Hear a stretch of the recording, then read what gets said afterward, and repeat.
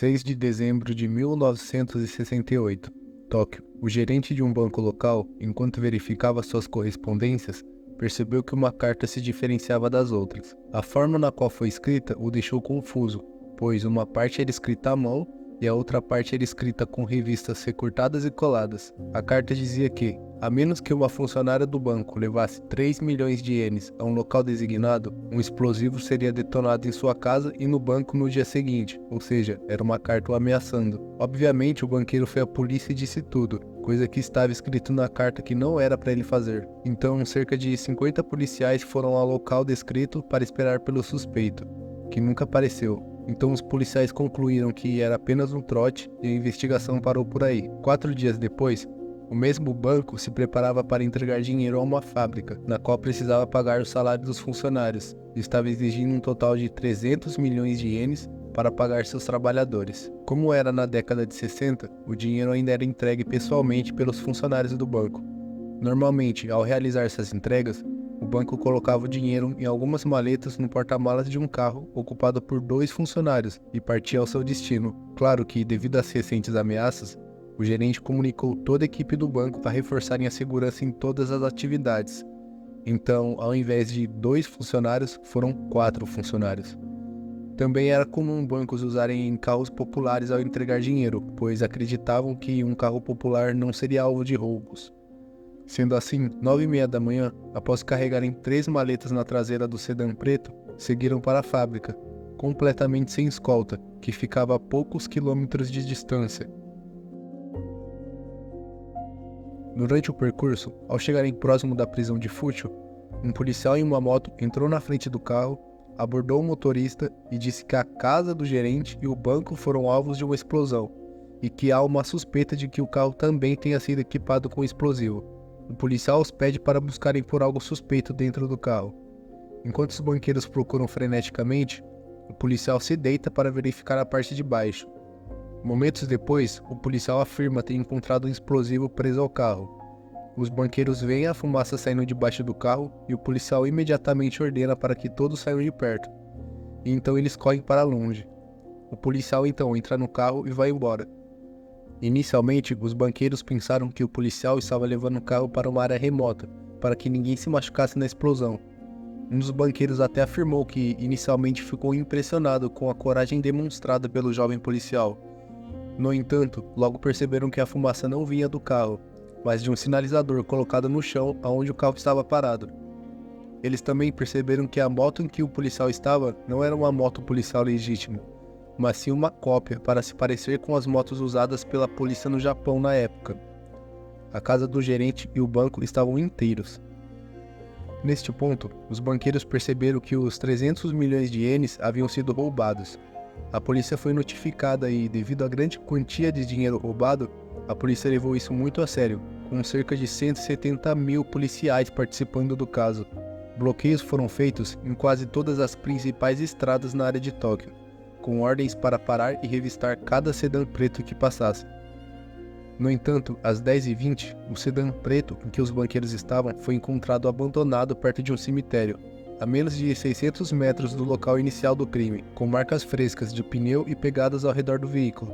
A polícia percebeu que o culpado poderia ter trocado de carro e emitiu novas ordens para parar e revistar cada veículo que passasse pelos bloqueios. Esses bloqueios causaram enormes engarrafamentos em Tóquio e teve que ser cancelado no início da tarde para evitar mais caos. Até o final daquele dia, esse incidente foi manchete em todos os principais jornais. As pessoas ficaram surpresas não apenas com a quantia de dinheiro roubado, mas também com um método bem planejado e executado do assalto, desde se passar por um policial para enganar os banqueiros, até trocar de carro para evitar ser pego. Muitas pessoas idolatravam o culpado, porque ele havia roubado uma grande corporação sem ferir ninguém. A polícia estava bastante confiante em capturar o suspeito, devido à grande quantidade de evidências deixadas para trás, sendo uma delas a moto utilizada no crime. Havia um alto-falante preso à moto para fazê-la parecer igual a uma moto policial, que usava alto-falantes para ordenar que os motoristas parem. Ao verificar o número de série desse alto-falante, descobriu-se que havia sido roubado de um canteiro de obras na parte oeste de Tóquio. Havia também um pedaço de jornal preso ao alto-falante. Esse pedaço provavelmente grudou quando o alto-falante foi pintado para combinar com a cor branca das motos policiais. A polícia usou esse pequeno fragmento de jornal para identificar qual jornal era, quando foi impresso, em qual fábrica foi impresso e as rotas de distribuição desse jornal.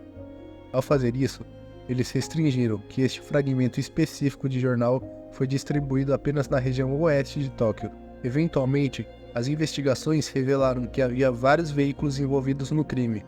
Havia um Corolla verde encontrado em um beco perto do local do crime, e havia evidências de que a moto inicialmente estava estacionada aqui também. Presumia-se de que o culpado estava escondido em algum lugar de onde pudesse ver os banqueiros saindo com o dinheiro, e usou o Corolla verde para ir até o beco, onde havia estacionado a moto. Um ponto a ser observado aqui é que o culpado tinha conhecimento suficiente para modificar uma moto comum para se parecer com uma de polícia, e também sabia agir como um policial, o que fez os banqueiros acreditarem em seu disfarce.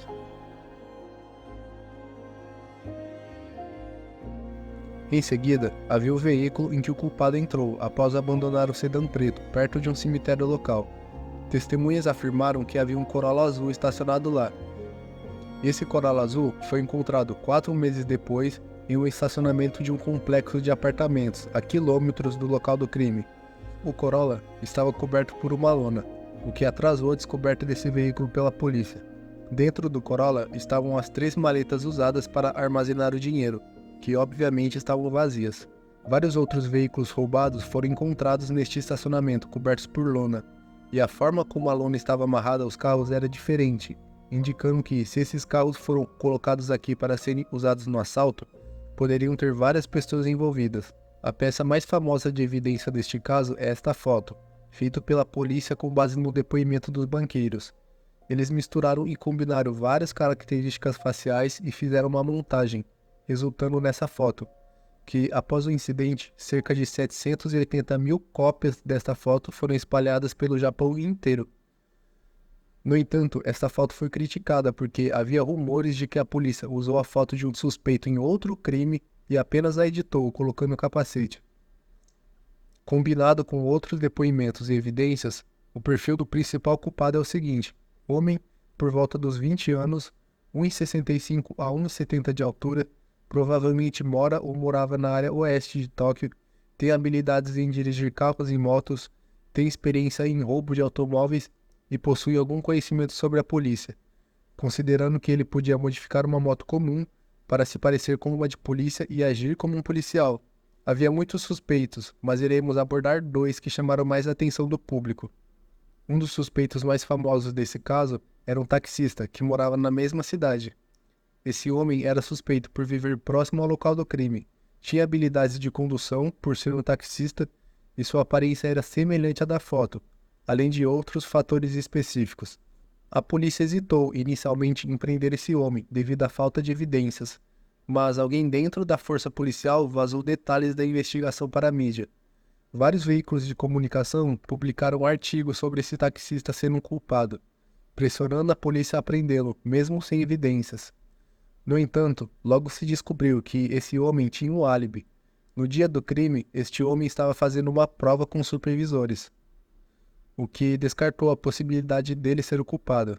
O único suspeito mais relevante era um rapaz de 19 anos. Ele se parecia muito com a foto e já havia sido preso anteriormente por roubo de carros. Ele também tinha habilidades em pilotar motos e não tinha álibi para o dia do crime. Outro fato importante a ser observado é que o pai desse rapaz era um capitão de polícia, que andava de moto durante o serviço. Isso explicaria como ele teria conhecimento sobre motos da polícia e que tipo de uniforme usar como disfarce. Considerando tudo, era compreensível porque esse jovem de 19 anos era considerado o principal suspeito. No entanto, 5 dias depois do roubo, enquanto a polícia se preparava para a prisão, surgiu a notícia de que o rapaz havia cometido suicídio em sua casa, ingerindo cianeto. Havia muitos outros suspeitos, e ao longo dos próximos anos, mais de 10 mil suspeitos foram ouvidos. No entanto, em 1975, o caso foi declarado encerrado, tornando-se o maior caso não resolvido na história do Japão. Passaram-se mais de 55 anos desde o caso dos 300 milhões de ienes. A maioria das pessoas envolvidas já faleceu e provavelmente nunca saberemos quem foi o verdadeiro culpado. Se o criminoso tivesse em seus 20 e poucos anos durante o assalto, ele teria agora mais de 70 anos, com certeza, vivendo uma vida incrível com o dinheiro que roubou.